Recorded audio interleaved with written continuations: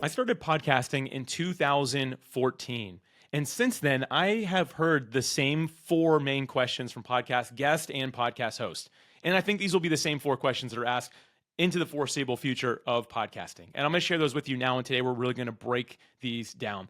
Here are the four questions. First off, if you're a host, you're asking one of two things. One, how do I get more listeners? Or how do I monetize my podcast? And if you're a guest, you're asking how do I get on more podcasts and how do I get on more bigger podcasts? And you're also asking, how do I make my podcast guesting efforts a profitable experience?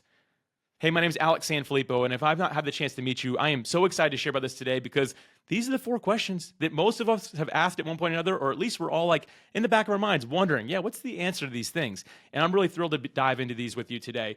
Before I do that, though, I have a few things I want to share because you have to kind of get these four things right in order to really step into answering these four questions properly.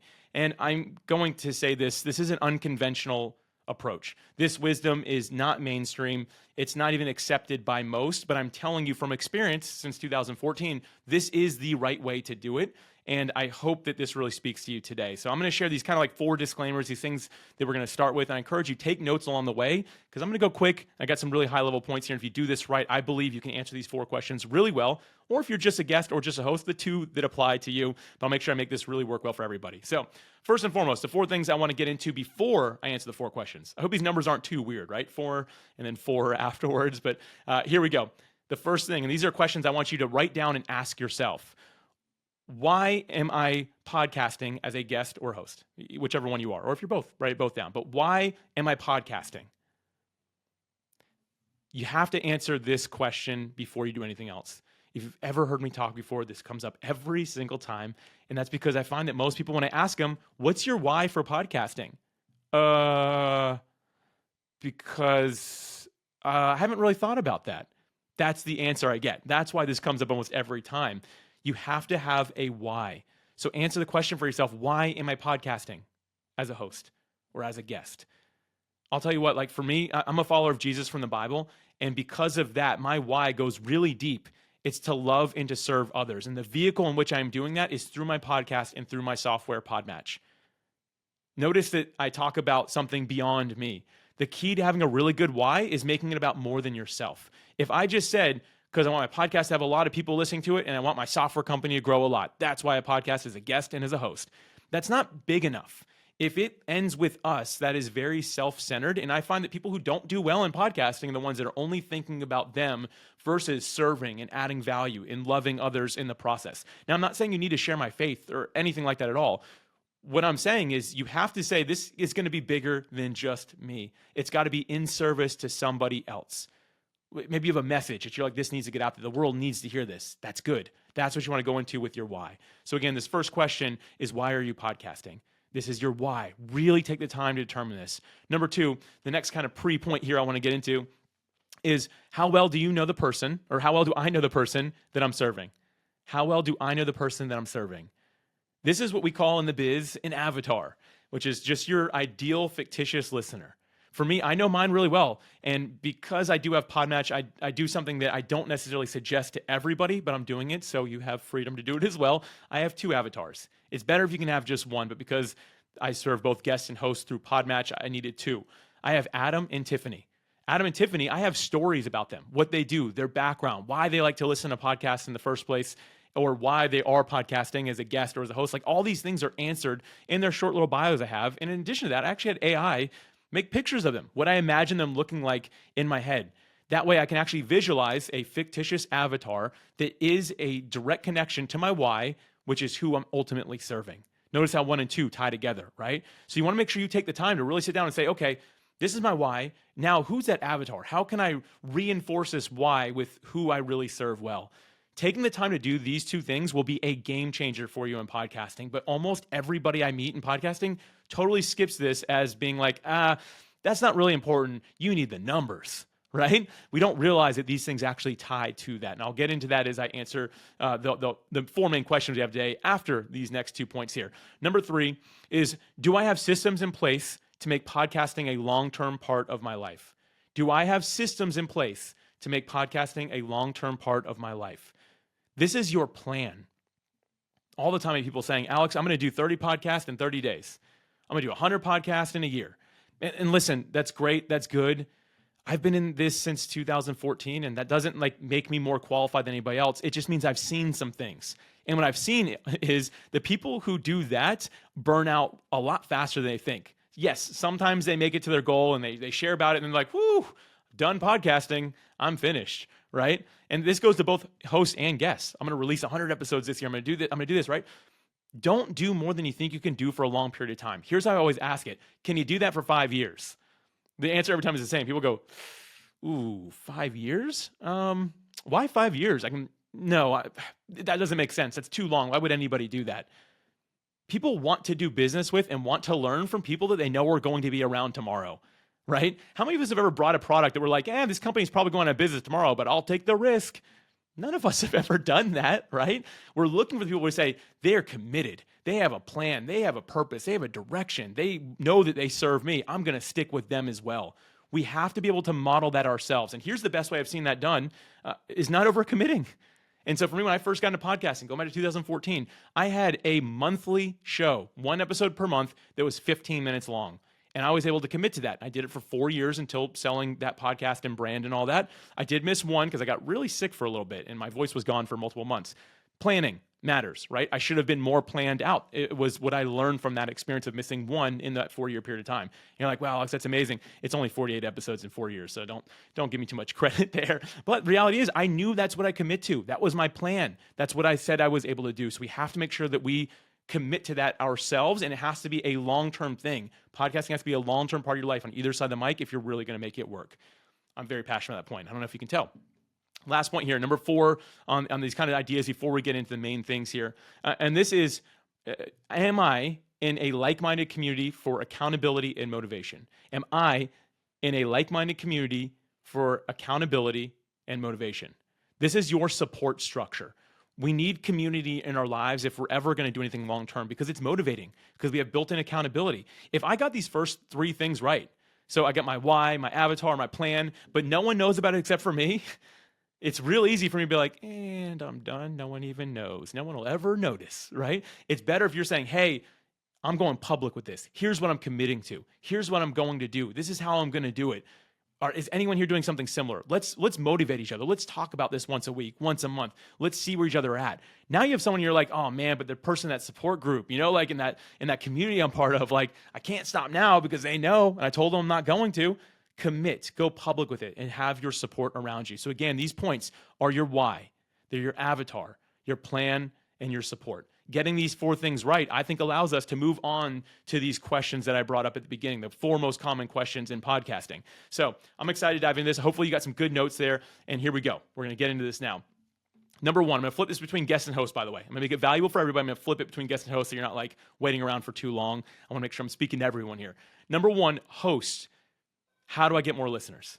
This is the question that hosts always ask. How do I get more listeners? I'm not going to answer this question the way you want to. And if I was live on the stage instead of doing this virtually, people would get up and walk out of the room. I've seen it happen before. I think we're asking the wrong question. What is the purpose of getting more listeners? And I know what people say, because more listeners will give me more credibility. I don't agree with that. Or give me the chance, Alex, to run ads so I can get more money. I don't agree with that. And as a matter of fact, the data shows you that both those things are actually incorrect. You want to know how you get more credibility and how you earn more revenue? I'm jumping ahead on another question here, so this is like, get ready, everybody. Kind of gave you a spoiler here. You serve people in a more deep and meaningful way.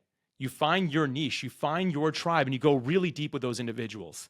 The story I want to share about this is I was actually at a conference as an attendee years ago. It's about 6,000 people there, like really big, really prestigious conference to get on a stage. There was a keynote lady there who was sharing, and she shared, and she had just done so well in business. And I had the opportunity to sit down with her one-on-one, and she goes, Alex, I really like you. I'm going to let you in on a secret. Please don't tell anyone, and that's why she's nameless today. She goes, but I've only ever helped 1,250 people. I'm just really good at helping those people. And that's how I became a 9-figure entrepreneur. And in my head, I'm like, wait, you only help 1,250 people and you're making 9 figures a year? Like, how is that possible? And she's like, Alex, I just got really good at serving those people. She went deep, not saying I need 1 million customers so I can make $100 million. No, she's like, no, I'm going to do really well by this small group of people that I stand for. That is a perspective that we need. The best way to grow your listenership, now I'm going to answer the question directly, and to reach more listeners, if you are a guest, is to speak to who you speak to. Speak to who you speak to. That means through the microphone when you're releasing episodes, speak to those people that you know that you can speak to their hearts. But also it means talk to them. If someone reaches out and says, Alex, I really liked your podcast, guess what? They probably are going to get a phone call with me because I want to know why they like it. And do you mirror my avatars? Are you Adam? Are you Tiffany? If you are, I want to hear what you have to say because that helps me understand better how to serve you really well. How do I get more listeners? It's how do I get better listeners is what we need to ask. And then how do I deliver something better for them? The next question here is from guests, and that's how do I get on more podcasts and how do I get on more bigger podcasts, right? I want to be on big podcasts. I want to be on more of them, right? Again, an unconventional idea here, but like I don't think that either is really the right perspective. You should get on the right cadence of podcasts, commit to a cadence. Maybe it's 12 a year. And then do really good at sharing those episodes, right? You can share them for a month, which is, by the way, very easy. If you're a guest on one podcast a month, you have plenty of content to use for an entire month, even if you want to post every day, because you said a lot of things in a 30-minute to an hour time frame. And so just think about that. Like you don't need to get on more podcasts. It's not the answer, right? You can just find the cadence that works for you over a 5-year period and get really good about repurposing it and sharing it. And the bigger audience idea. Listen, podcasts with big audience that are celebrity run, they don't necessarily care about who the guest is. And I say this as nice and like as nice as I possibly can, but they're not there for you, right? Like they're there for the celebrity they love. And I've heard so many friends just in my life say this. Man, I was listening to this podcast the other day. I don't remember who the guy was that so-and-so was interviewing, insert famous person's name, but he said something that was really good. They don't care who the guest was. And I will say this, and I say this humbly, I've had the opportunity to be on 5 podcasts that get more than 1 million people listening every week. And those podcasts, great, and I did a good job delivering on all 5 of them, but I have gotten less from those than I've gotten on some really small podcasts. How is that possible, Alex? They're there for the famous celebrity host that's there. They don't care about me, the guest. But I'm telling you what, if I find a podcast about podcasting, I go on it, I am speaking directly to the person that I can serve really well. If there's 50 people in that room, I want to be there because I can truly add value and serve them at the highest level. So we need to be thinking like it's not just about more podcasts and bigger podcasts. It's about better ones that are more aligned with who you serve directly. All right, number 3, third question here, back to host. How do I monetize my podcast? The best thing you can do is to bet on yourself. What I mean by that is you don't necessarily want to say, I need a sponsor, I need some affiliation. That stuff is great and can work, but you're never going to make as much or as big of an impact unless it's something that you actually have, that you're directly tied to. Find a true brand partnership if you have to. Find a very high-level affiliate if you have to, but it's better for you to talk to your listeners.